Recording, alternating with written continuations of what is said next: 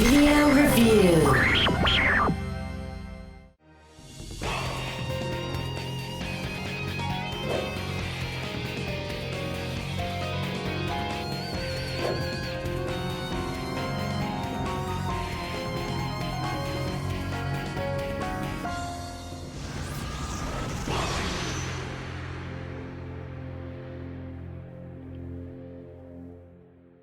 Naruto is a ninja who excels in combat, but let's be honest, he can be kind of annoying.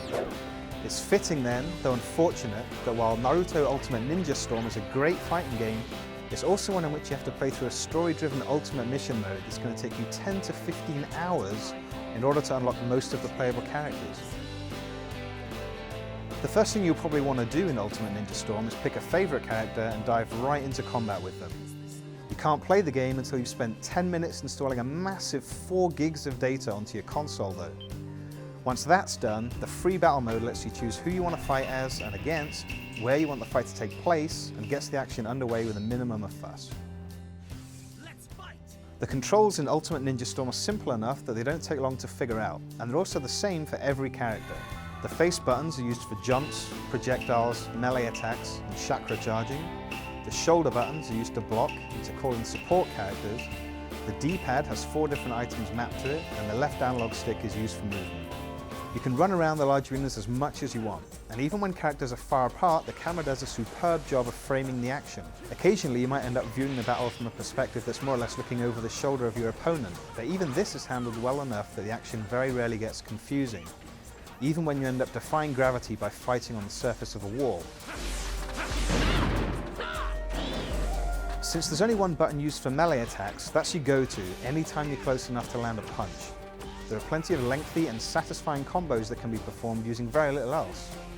But getting a combo started doesn't necessarily mean that you'll get to finish it. That's because blocking is relatively easy, though not to the point that you can simply hold down a shoulder button and never worry about getting hit.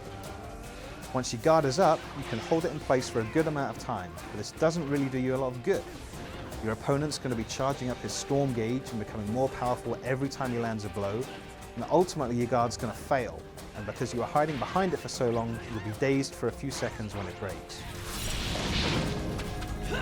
There's an excellent risk versus reward mechanic that comes into play when you're having to play defensively. Rather than keeping your guard up, you have the option to tap the block button repeatedly in an attempt to parry an attack the instant before it lands. If you succeed, you'll perform a substitution jutsu, evading the attack completely and appearing directly behind your opponent, ready to launch into a combo of your own. The problem is that less than half of the characters on the roster are available from the outset, and the only way to unlock the rest of them, along with extra moves, support characters, outfits, and awakening modes, is to play through the Ultimate Mission mode. Many of the missions you undertake are simply battles that you have to win while meeting certain conditions, and they make for some interesting challenges. Other missions, though, involve minigames that aren't nearly as much fun. You'll play hide and seek with the children of Hidden Leaf Village. There you are! You'll race through forests and vertically up the trunks of huge trees, and you'll just wonder why you can't unlock the rest of the roster any other way. Worse still, wandering around Hidden Leaf Village between missions to find new missions and to collect the items and currency necessary to unlock new battle features stops being fun after about 30 minutes when you've seen just about everything. Hidden Leaf Village looks great, but nothing interesting ever happens there. There are shops to visit, and there are characters with 1 or 2 lines of dialogue each to interact with, but until you're near the end of the story missions, there's very little to test your skills there. Even the secret scrolls that you collect and subsequently spend on unlocking support characters are clearly marked on the map and impossible to miss, so picking them up feels more like a chore than a challenge.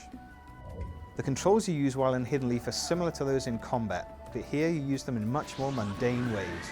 The only time you need to use your chakra, for example, is to open locked doors, and the only targets you'll be punching or throwing shuriken at are inanimate objects that all contain money or scrolls.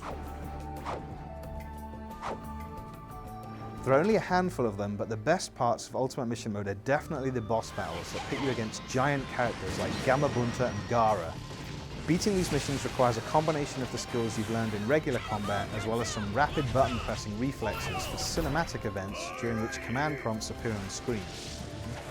These encounters aren't only the most spectacular looking features of the game, but also a lot of fun, and since they're generally bookended by cutscenes, they're some of the only times that the story is delivered via something other than a scroll of text. As a game that does a great job of looking, sounding, and feeling like the source material, Ultimate Ninja Storm's biggest problem as a fighting game is simply that it isn't just a fighting game. The combat is a lot of fun with a friend or against any of the AI's 4 difficulty settings, but it's unfortunate that to get the most from it you have to spend a minimum of 10 to 15 hours playing and replaying missions in a mode that's artificially long. The lack of online play is also disappointing, given that it's practically a requisite for the genre at this point.